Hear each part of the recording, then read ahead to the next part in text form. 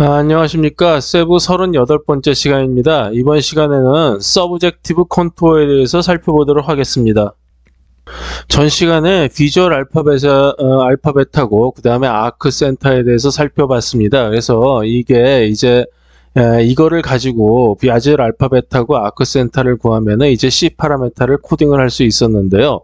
그때 이제 그 한 가지 좀 문제점이 달팽이 같은 모양인 경우에서는 이제 그 커베처가 즉 곡률이 360도를 넘어가는 경우가 생겼었습니다. 그래도 그거를 이제 허용을 해도 뭐 상관은 없는데 그때 이런 식으로 이제 그 센터 아크 센터가 좀 이제 안 좋게 나오는, 당연히 뭐 좋을 수가 없겠죠. 그런 결과를 좀 단점이 있었는데, 그거를 제가 전 시간에 말씀드린 게 이렇게 곡률이 360도가 넘어가면은 그거를 이제 뭐 180도나 그 다음에 이제 뭐 적당한 간격으로 360도가 안 되는 적당한 간격으로 쪼개서 그거를 이제 여러 개의 아크로 분류하는 게 좋다, 이렇게 말씀드렸죠. 이게 그 결과입니다. 그래서 이제 180도씩 이제 그 아크로 쪼갠 결과인데, 이렇게 보면은 이제 그 센터들이 훨씬 중심에 가까워지는 거를 이제 보실 수가 있어요. 그래서 이제 이러한 거를 이제 세브 37에서 구해서 이제 비주얼 알파벳의 최종적인 어떤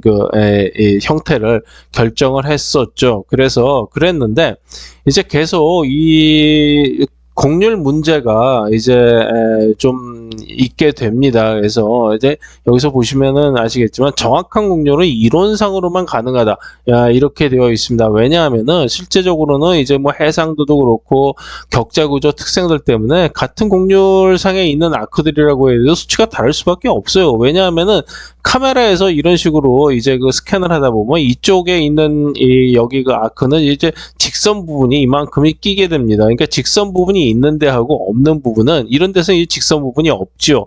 그런 부분에서는 아무래도 그 곡률을 계산을 할 때 같이 나올 수가 없어요. 이거는 이제 그 실수 계산을 하는 게 아니라 정수적으로 이제 그 바둑판식으로 되어 있는 정수 계산을 하는 거기 때문에 이제 곡률 값이 다르게 됩니다.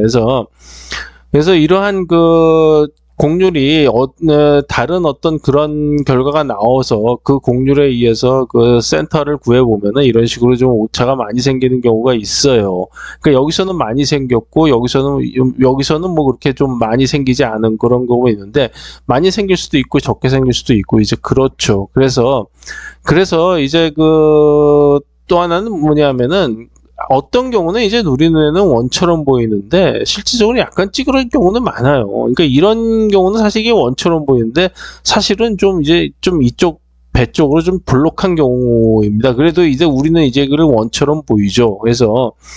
그래서 사실은 보면은 우리 뇌에서도 그렇게 정확한 거가 아니에요. 굉장히 그 어떤 그 잘못된 판단을 하는 경우도 있는데, 그러니까 우리가 뭐 살아가는데 지장만 없으면 되는 거죠. 그래서 이렇게 훈련된 달인이 아닌 일반인들인 경우에 이제 상당한 오차 범위를 허용을 합니다. 그래서 이 정도 오차가 나는 거는 뭐 패턴 매칭을 하는데 이것도 충분히 다 이만한 오차를 허용을 하면은 되는 거기 때문에, 그러니까 그러기 때문에 별 문제가 없습니다. 이 정도의 오차를 가진 패턴을 이렇게 구분을 해낸다. 그러니까 이게 뭐 진짜 달인인 경우에는 원을 딱 뭐 이거 약간 좀 뚱뚱, 그러니까 좀 이렇게 좀 볼록하다, 오목하다 이렇게까지 이제 그 구분해낼 수도 있지만 우리가 살아가는데 그런 거는 별 필요가 없죠. 그래서 이런 정도 오차는 우리가 충분히 허용하면서 살아간다, 이렇게 말씀을 드릴 수가 있습니다. 그래서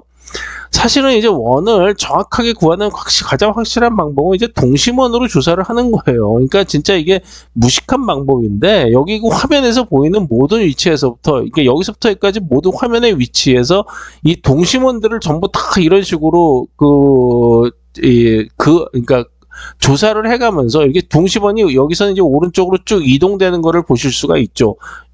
이게 6개만 적었는데도 이게 계산량이 엄청납니다. 그러니까 이렇게 이동을 시키면서 여기 그 동심원에 해당되는,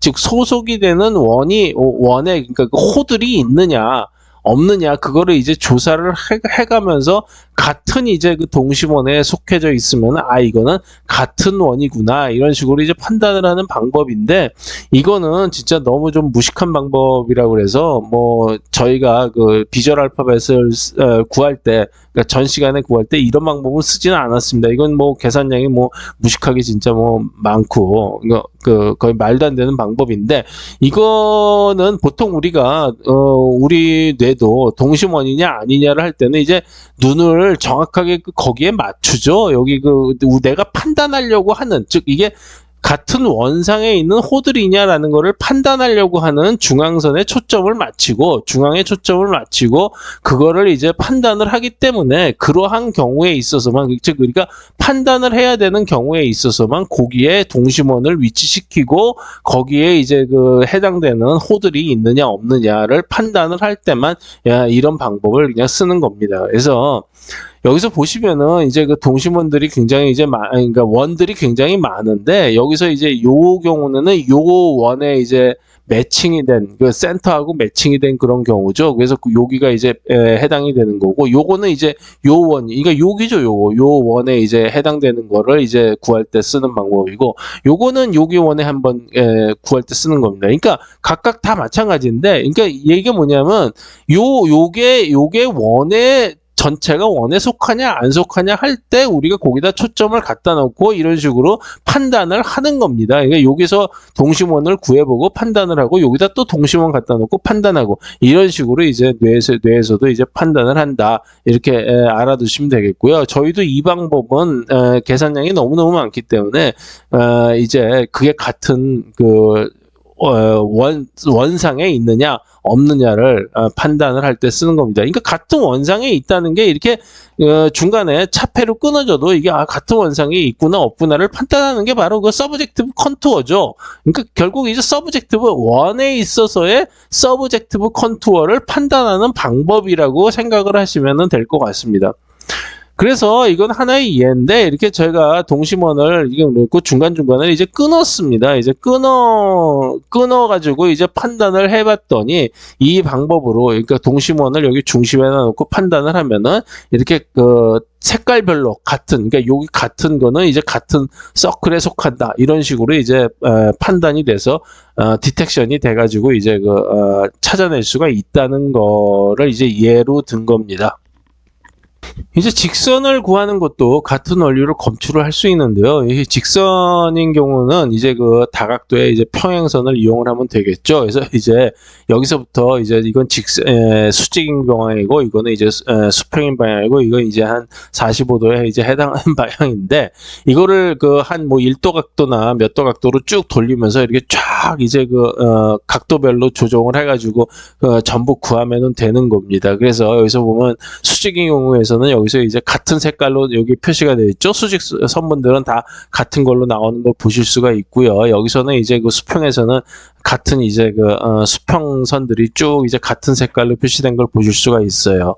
여기서는 이제 여기 이쪽으로 해서 45도 각도로 나가는 이거가 이제 여기서 빨간색, 파란색으로 이제 표시된 거를 이제 보실 수가 있습니다. 그러니까 이거를 원래 구하는 거가 이제 보통 신호 처리 과정에서 보면 이제 허프 트랜스폼이라고 있어요. 그래서 이 허프 트랜스폼이 뭐냐면은 화면 내에서 같은 이제 같은 선상에 있는 선분들을 구하는 알고리즘이죠. 그 알고리즘이 이제 이제 y equal ax 플러스 b라는 선의 방정식을 쓰고, 그거를 이제 a하고 b, 그러니까 이제 기울기 A라는 기울기하고 B라는 절편에 해당되는 좌표로 옮긴 다음에 거기서 이제 이 같은 선상에 있는 직선을 구해내는 알고리즘인데, 그게 이제 계산량이 이제 엄청나게 많습니다. 그리고 이제 뭐 좀 약간의 좀 잘 안 구해지는 면도 있고, 이제 그런데 저희 같은 경우는 비주얼 알파벳을 이미 구했기 때문에 그런 방법을 쓸 필요가 없어요. 그래서 저희는 필요한 경우에만 어떤 여기 각도에 해당되는 그런 평행선들을 이용해서 이런 식으로 이제 구해낸다, 이렇게 생각하시면 되겠습니다. 이거 자체도 결국은 직선을 하나로 이으니까 이것도 서브젝티브 컨투어를 구하는 원리가 되는 거죠.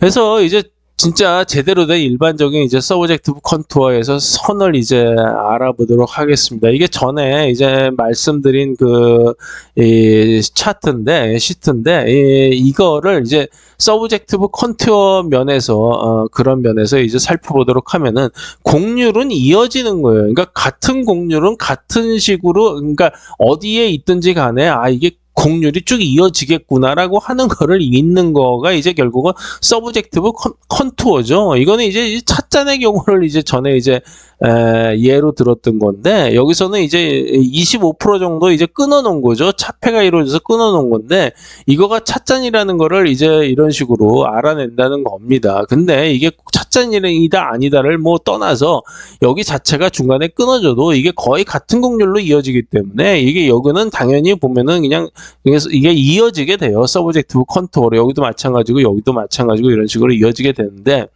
45% 정도 이제 끊어 놓으면은 약간 좀 힘들어지죠. 그래서 65% 자체를 뭐 차폐로 시켜버리면은 거의 뭐 이제 곡률이라는 게 거의 뭐 구할 수가 없죠. 너무 이제 그 선분들이 짧기 때문에. 그래서 그러한 곡률을 잇는 게 이제 너무 어려워서 한 이 정도나 이 정도의 약간 정도 되는 곡률이 나와야지 있는 거니까, 이제 그렇게 이것도 결국 곡률의 싸움이다 이렇게 보실 수가 있는 거고, 그 전에 말씀드렸던 이제 일루저리 컨투어의 경우에서도 보면은 이게 곡률, 이게 직선도 곡률이 있는 거죠. 이제 곡률이 제로예요. 그러니까 직선은. 그렇기 때문에 이게 이쪽 직선이 여기하고 쭉 이어지는 거예요. 이게 이거를 잇는 것처럼 이제 보여져서 여기 안에 이제 선이나 이렇게 사각형이 있는 것처럼 보이는 거죠. 여기서는 뭐 밑에 없으니까 당연히 안 보이는 거고, 여기 막아놨으니까 이어지질 않는 거죠. 그래서 중간이 끊어지면 이제 이게 이어지지를 않는 거다. 이것도 하나의 결국은 뭐냐면은 이 곡률을 잇는다라는 어떤 그러한 일반적인 법칙에 이제 해당이 되는 겁니다. 그래서 여기서도 보면은 이제 그 보드 오너십이라는 것도 이제 말씀드렸는데, 이게 전부 다 이제 V2형에서 이루어지는 것들이죠. 그래서 보면은 여기서도 보면은 이게 곡률이 여기 곡률은 이 큰 사각형은 곡률이 이어지질 않으니까, 그러니까 곡률이 이렇게 해서 이게 이쪽으로 이어지는데, 이쪽으로 이어지는 것 자체가 이 하얀 사각형의 하나의 면을 나타내면은 이게 엣지죠. 엣지이기 때문에 이쪽에 당연히 소속되는 걸로 보이는 거고, 여기서도 이제 또 이게 약간 이제 동그란 걸로 이어지는 곡률선상에서 이게 이쪽에 속하는 걸로 보여지게 되는 겁니다. 근데 이런 경우는 여기서도 보면은 여기서 직선으로 그냥 직진을 하는 거가 쭉 곡률로 이어져야지 되기 때문에, 이거는 이렇게 까만 직사각형에 소속되는 걸로 이렇게 보이는 거다. 결국 이제 보드 오너십이나 뭐 일루저리 컨투어나 따지고 보면은 전부 다 서브젝티브 컨투어의 범주에 속한다 이렇게 생각을 하시면 될 것 같습니다. 그래서 서브젝티브 컨투어 이제 면을 살펴보면은, 면이라는 거는 뭐냐면은 여기 이제 이게 패턴이죠. 면 패턴을 이런 식으로 나타낸 건데, 면 패턴이라는 거는 저희도 말씀드렸듯이 곡률들의 어떤 집합이에요. 그러니까 어디서 들어가고 어디서 나오고, 들어가고 나오는데 멱도 갖고 좀 나오고, 어디는 뾰족하고 어디는 완만하고, 이런 것들이 결국 이러한 표로 이제 작성이 되는 거죠. 그래서 이러한 이거에 의해서 이제 이와 같은 패턴은 이제 이러한 이 패턴이죠. 이제 패턴을 이제 좀 디스크라이브 하는 이제 하나의 기술 중에 하나라고 이제 전에 말씀드렸는데, 이러한 패턴을 가지고 있으면은 이게 여기서 이런 식으로 이제 차폐가 일어나도 여기서 차폐가 일어나서 보면은 이 E하고 F는 차폐 때문에 곡률을 구할 수가 없겠죠. 이렇게 점선으로 이제 해놓은 데는 구할 수가 없는데,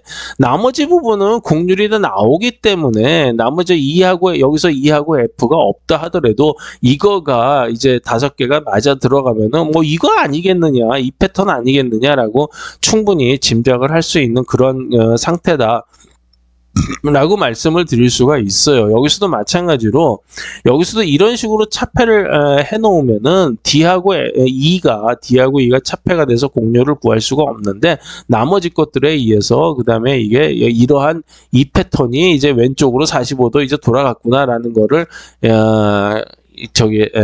생각할 수가 있는, 짐작할 수가 있는 거죠. 그러니까 심지어는 이게 지금 이게 뭐 땅콩 같은 이제 좀 모양인데 굉장히 특징이 있는 그러한 그 그림 중은, 그러니까 예를 들어서 보면은 제가 전에 말씀드렸지만 이제 TV 프로그램에서 이제 뭐 세상에서 이제 유명한 그림들의 전체를 다 가리고 한 부분만 살짝 보여주면서 이 그림이 무엇이냐라고 물어보는 그런 프로그램이 있었는데, 거기서 이제 모나리자 그림의 좀 가장 특징적인 부분만 요만큼을 보여주면서 그게 무슨 그림이냐 했더니 어떤 사람이 탁 손을 들고 모나리자라고 맞추더라고요. 그러니까 그럴 정도로, 그러니까 이 세상에 하나밖에 없는 패턴이 거기에 딱 숨어 있을 때는 그냥 그거밖에 없으니까 그거를 맞출 수가 있는 겁니다. 그러니까 여기서는 이거는 땅콩 모양 같은 경우는 워낙 이제 워낙 대중적인 이제 이런 모양이기 때문에 별 특징이 그렇게 많이 없죠. 그러니까 많이 없기 때문에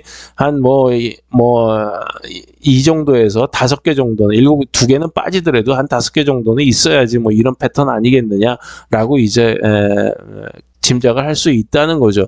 이거는 이제 크게 이제 그린 건데, 이제 로우 옥타브에서 가까이 가서 본 건데 마찬가지입니다. 그러니까 같은 패턴인데 이렇게 점선으로 표시된 부분이 이제 디텍션이 되지 않더라도 패턴을 어떤 짐작할 수가 있다.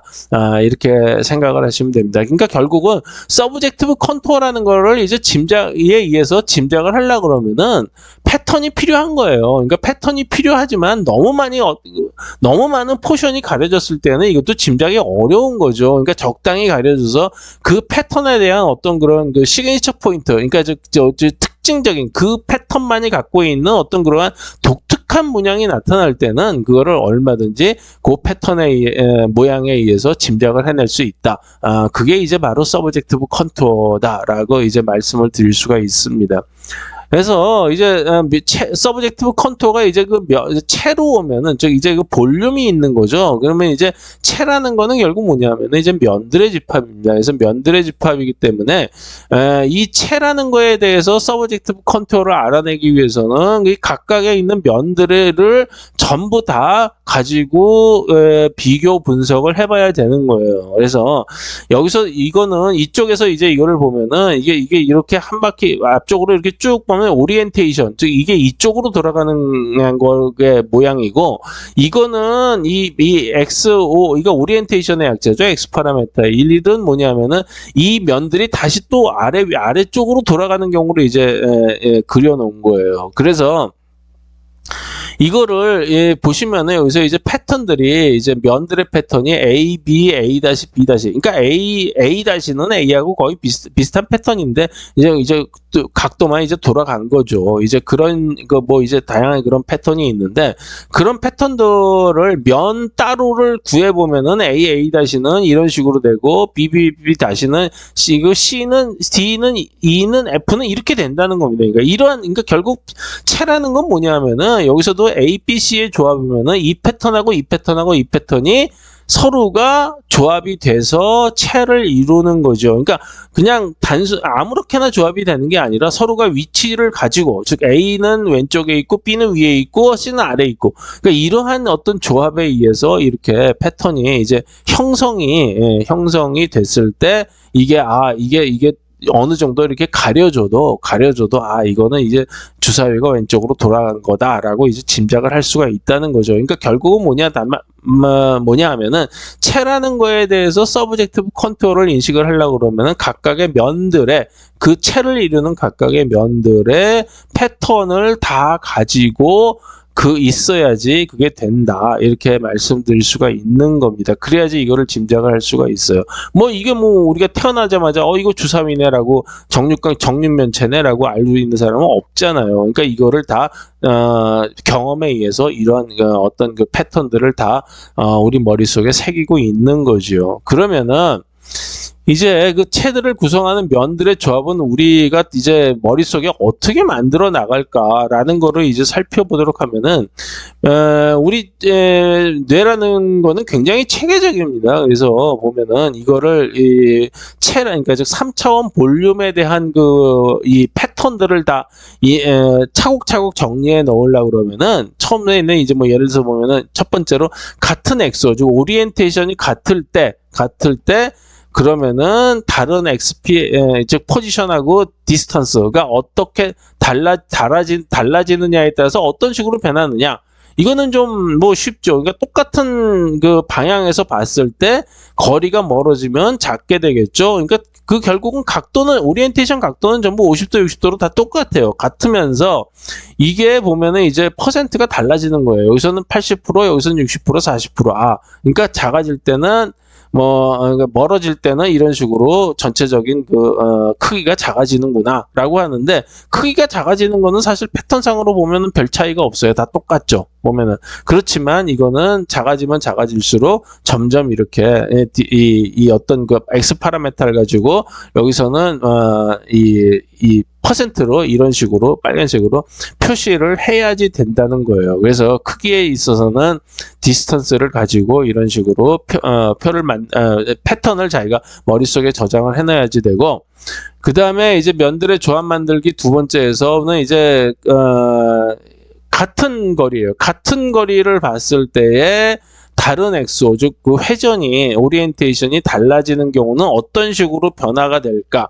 여기서도 보시면은 이제 패턴이 점점 완만하게 이제 되다가 점점 이렇게 좀 피크가 좀 세지죠. 여기서는 이제 그 굉장히 세지는 걸로 알 수 있는데, 결국 보면은 이렇게 패턴이 찌그러들면서 이제 각도가 굉장히 이제 그 샤프해지는 그런 패턴으로 가면은 이거는 이게 오른쪽, 그러니까 위쪽으로 돌아가는 거구나. 이런 거를 이제 머릿속에 다 차곡차곡 정리를 해서 이러한 것들을 전부 데이터를 오리엔테이션과 그다음에 이제 그 거리, 그다음에 이제 포지션 이런 것들에 의해서 정리를 차곡차곡 해야지 그다음에 3차원 패턴이 완성이 된다. 그 다음에 3차원 패턴이라는 게 있어야지만 3차원 체에 대한 서브젝티브 컨투어를 구할 수가 있다. 이렇게 말씀드릴 수가 있어요. 그래서 이제 그 3차원 물체 구성면들에 대한 그 XPO를 이제 XD, XP, XO표를 이제 전체적으로 이제 종합을 해본 겁니다. 그래서 보면은 여기서 이제 그 물체가 만약 예를 들어서 뒤쪽으로 멀어지는 경우에선 이게 프레임으로 표시가 되겠죠. 시간적인 프레임으로. 그래서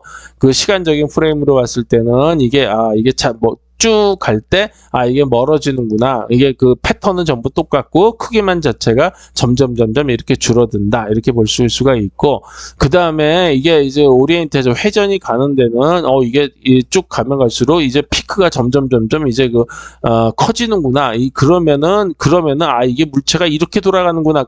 그 역으로 생각할 수가 있다는 거죠. 물체가 이렇게 돌아가는구나라는 거를 이제 짐작을 할 수가 있는 거죠. 그래서 거리는 보통 좀 단순하지만 회전은 좀 변화가 좀 복잡합니다. 그래서 이것도 마찬가지로 회전이 됨에 따라서 이제 이제 그러니까 오른쪽으로 시프트 되느냐 왼쪽으로 시프트 되느냐 이런 거를 이제 따져봐야 되는데, 그거를 전부 머릿속에서 다 가지고 있다는 겁니다. 그런 패턴이 있어야지만 서브젝티브 컨투어를 짐작을 해낼 수가 있는 거예요. 그래서 지금까지 말씀드린 거를 다 종합을 하면은 형태와 모션 거리를 결합한 패턴표를 만든다. 그래서 이제 카메라라는 거는 결과적으로 우리가 보는 게 이제 눈이 카메라니까 3차원 공간상에서 2차원 면으로 만들어주는 거예요. 2차원 면을 선택을 해주는 수단이고, 이 카메라인데, 그 카메라가 2차원이기 때문에 3차원적인 거가 2차원으로 변형이 되면서 이렇게 오리엔테이션의 변화에 따라서 수많은 어떤 그러한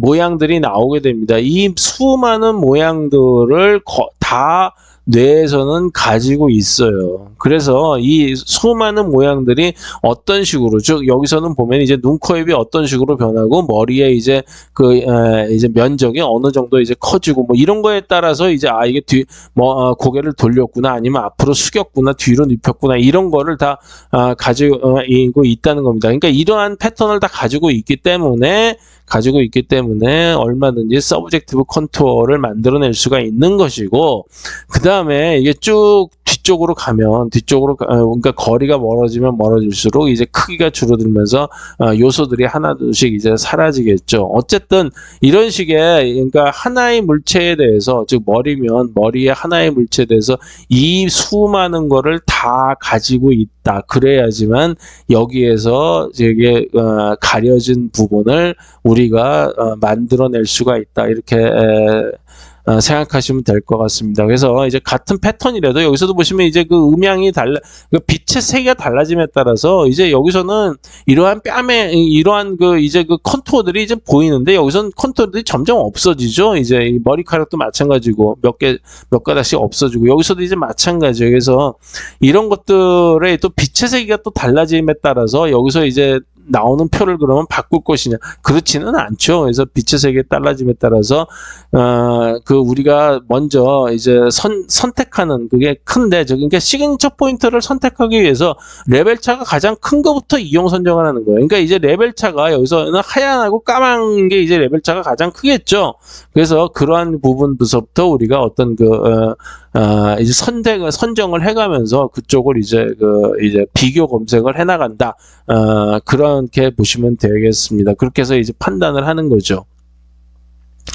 그래서 38회 이제 서브젝티브 컨투어를 이제 정리를 해보겠습니다. 그래서 정확한 곡률은 이론상으로만 가능합니다. 그래서 실제로는 해상도 및 격자 구조의 특성들 때문에 같은 곡률상의 ABC 아크들도 이제 수치가 다를 수밖에 없어요. 그래서 어떤 경우는 이제 우리 눈에 원처럼 보이지만 실제로는 약간 찌그러진 경우도 많죠. 그래서 우리 눈도 그렇게 정확한 것이 아니에요. 훈련된 달인이 아니면 일반인들은 그냥 상당한 오차 범위를 허용을 하고, 그 다음에 뭐 생활에 지장이 없으면은 그게 뭐 전혀 상관이 없습니다. 어떤 사람이 원을 그렸는데 그게 약간 1mm 찌그러졌고 안 찌그러졌건 그게 뭐 중요한 게 아니겠죠. 만약 그게 1mm 찌그러지고 안 찌그러진 거가 생사를 결정한다. 그러면 우리 뇌도 거기에 대해서 충분히 이제 또 학습을 하겠지만, 그런 거는 별로 그렇게 살아가는데 별 지장을 주지 않기 때문에 그냥 오차 범위를 그냥 허용을 하는 겁니다. 그래서 원을 구하는 가장 확실한 방법은 화면의 위치마다 동심원을 이동시키면서 그 범위에 들어가는 원들을 같은 원으로 구분 짓는 거예요. 아까 말씀드렸죠. 직선을 구하는 거는 이제 평행선을 이용해서 이제 선분들을 이제 같은 선으로 구분 짓는 것이고요. 그 다음에 원과 직선을 제외한 선들은 이제 곡률이 같은 부분들을 이어가는 거고, 그 다음에 이 면부터는, 그러니까 일반 선들은 곡률이 같은 부분을 이제 이어가는 거, 아까 찻잔 설명할 때 말씀드렸죠. 면부터는 이제 곡률의 조합이면 패턴이 필요하기 때문에 그 패턴을 우리가 갖고 있어야 된다는 거예요. 그래서 이런 그 패턴을 비교를 해가면서 조합을 이제 찾아내는 방법인데, 그 패턴 중에서 곡률 부분에 몇 개가 빠졌다고 하더라도 충분히 그게 이제 아까 모나리자 설명처럼 충분히 그게 어떤 시그니처한 그런 부분이라고 한다면 그러한 부분을 이제 찾아낼 수 있다. 나머지 부분은 전부 다 서브젝티브 컨투어로 메꾸는 거죠. 그래서 원하는 곡률들이 전부 찾아지는 건 아니지만 하여튼간에 일부분이 시그니처 포인트를 찾을 수 있으면 찾을 수가 있는 거고, 그때에 이제 해당되는 게 쪼클래스죠. 그래서 쪼클래스 중에 가장 이제